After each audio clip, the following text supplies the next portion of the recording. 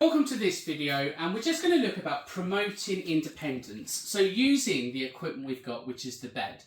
And ultimately what we want to be able to do is assist this individual to sit upright and to just be in a position to go from sitting to standing.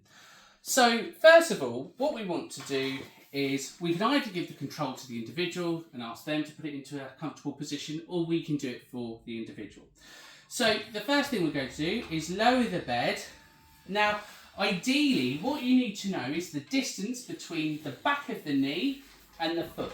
And that's how high off the ground you should be, because the foot must go flat to the floor.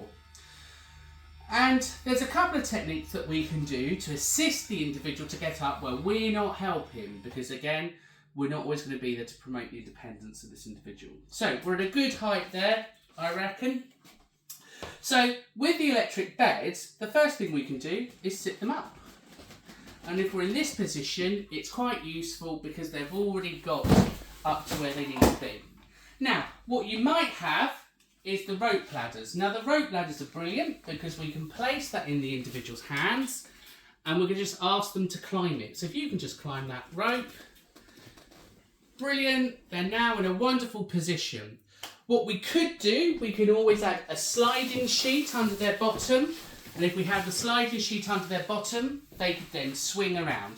But this patient ultimately should be able to do this themselves. So we're going to ask them now to bring this leg round, we're going to ask them to bring the other leg round, and we're going to ask them to put one hand there, and again you want to be that the feet are based on the floor.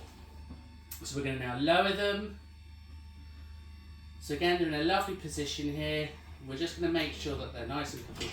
Once their feet are nice and flat on the floor, so we've got this wonderful 90-90, feet at a 90-degree angle, knees at a 90-degree angle, back at a 90-degree angles.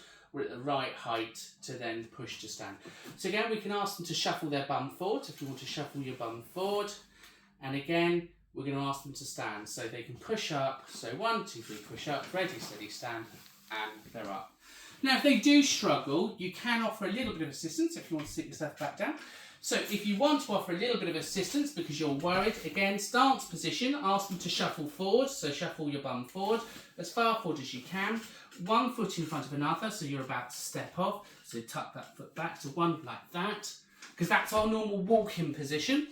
And all we're going to do, we're going to have one hand on the shoulder, one hand on the back, ready, steady, stand. And as they stand, you're going to push their bum in and shoulder back, and it's a nice standing position, ready to go. If you need some assistance to walk with them, you can bring your hand, your body into theirs. You can bring your hand up, make a fist, and they can hold your hand. Don't interlink, because if they fall, you're going to go with them. But you can make a fist, and we're now ready to walk.